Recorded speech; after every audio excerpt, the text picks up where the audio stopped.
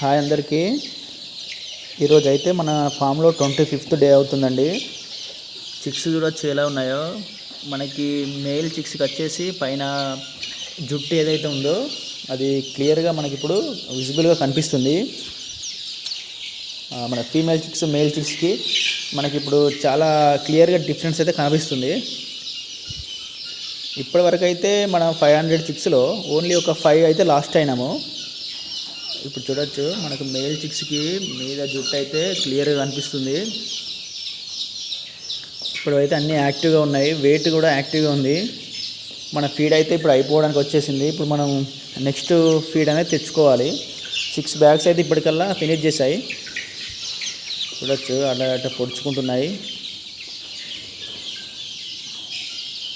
చూడొచ్చు మనకి మేల్ చిక్స్కి జుట్టు అనేది ఎలా కనిపిస్తుందో మీరు చూడొచ్చు. మేల్ చిక్స్కి